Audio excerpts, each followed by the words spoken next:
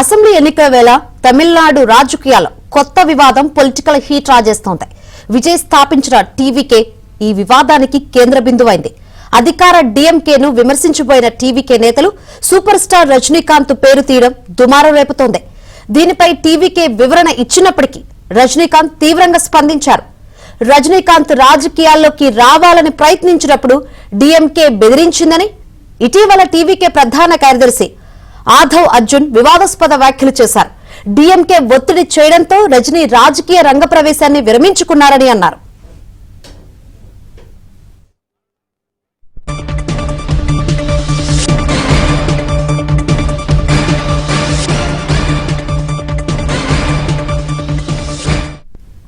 దీనిపై రజనీకాంత్ మద్దతుదారులు అభిమానులు తీవ్రంగా మండిపడ్డారు. ఈ క్రమంలోనే రజనీకాంత్ ఓ లేఖను విడుదల చేశారు. తనకు మద్దతిచ్చిన వారికి కృతజ్ఞతలు చెబుతూనే ఘాటుగా స్పందించారు. కాలం మాట్లాడదు, వేచి ఉండి బదులిస్తుంది అని రజనీకాంత్ ఘాటుగా వ్యాఖ్యానించారు. రైట్, ఈ వివాదానికి సంబంధించి మరిన్ని వివరాలు అందించేందుకు మా ఢిల్లీ బ్యూరో చీఫ్ కృష్ణ సిద్ధంగా ఉన్నారు. ఎస్ కృష్ణ. శంకరి, తమిళనాడు రాజకీయాల్లో ప్రస్తుతం నటుడు విజయ్ స్థాపించినటువంటి తమిళగ వెట్రి కళగం టీవీకే, అదేవిధంగా సూపర్ స్టార్ రజనీకాంత్ అభిమానుల మధ్య జరుగుతున్నటువంటి ఈ వివాదం అత్యంత ఆసక్తికరంగా మారింది. అంటే ఒక రకంగా చెప్పాలంటే ఇది తలైవా వర్సెస్ దళపతి రాజకీయ పోరుగా మారుతుందనే చెప్పొచ్చు. ఏదైతే టీవీకే పార్టీ ప్రధాన కార్యదర్శి ఆధవ్ అర్జున్ చేసినటువంటి వ్యాఖ్యలే ఈ చిచ్చుకి కారణం. ఆయన ఒక ఇంటర్వ్యూలో మాట్లాడుతూ గతంలో ఏదైతే రజనీకాంత్ రాజకీయాల్లోకి రావాలని ప్రయత్నించినప్పుడు అధికార డిఎంకే పార్టీ ఆయన్ను తీవ్రంగా ఒత్తిడికి గురి చేసింది. అందుకే డిఎంకే పెట్టినటువంటి బెదిరింపుల వల్లనే రజనీకాంత్ తన రాజకీయ నిర్ణయాన్ని వెనక్కి తీసుకున్నారంటూ ఆయన ఆరోపణలు చేశారు. విజయ్ పార్టీని కూడా అలాగే అణిచివేయాలని చూస్తున్నారని కూడా చెప్పడం ఇప్పుడు రజనీని ఒక ఉదాహరణగా వాడుకోవడం అన్నది రజనీకాంత్ అభిమానులకు నచ్చడం లేదు.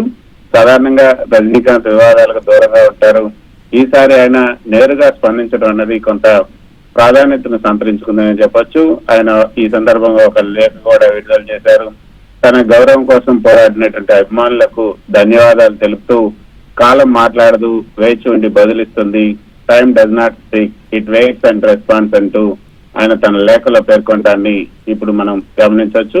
అయితే దీని అర్థం తన రాజకీయ విరమణ వెనుక ఉన్నటువంటి కారణాలను తప్పుగా చిత్రీకరించవద్దు, వాస్తవాలు కాలమే చెప్తుందని ఆయన పరోక్షంగా హెచ్చరించారని చెప్పొచ్చు.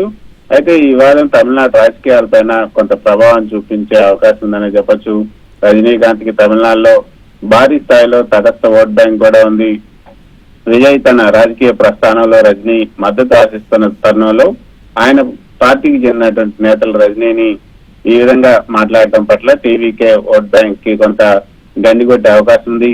ఏదైతే నిజానికి స్టాలిన్ కూడా ఒకసారి గతంలో రజనీకాంత్ ని టార్గెట్ చేయాలని భావించినప్పుడు స్టాలిన్ తండ్రి మాజీ ముఖ్యమంత్రి అయినటువంటి కరుణానిధి ఎప్పటికీ కూడా సినిమా వాళ్ళతో పెట్టుకోవద్దు, సినిమా వాళ్ళను విమర్శించొద్దు అంటూ స్టాలిన్ కి ఒక హితబోధ చేశారు. అప్పటి నుంచి స్టాలిన్ ఎప్పుడు కూడా సినిమా వాళ్ళకు సంబంధించినటువంటి వాళ్ళపైన, వాళ్ళ అభిమానుల పైన ఎప్పుడు కూడా విమర్శలు చేసేవారు కాదు.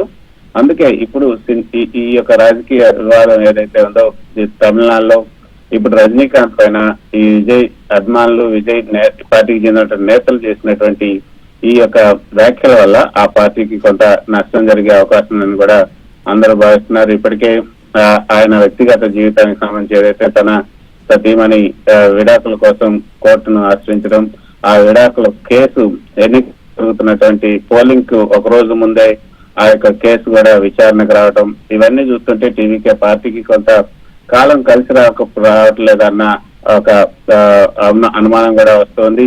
తమిళనాడు రాజకీయాల్లో దుమారం లేపుతున్నటువంటి రజనీకాంత్ రాసినటువంటి లేఖ ఇప్పుడు తమిళనాడు రాజకీయాల్లో కొంత కలకలం సృష్టిస్తుంది.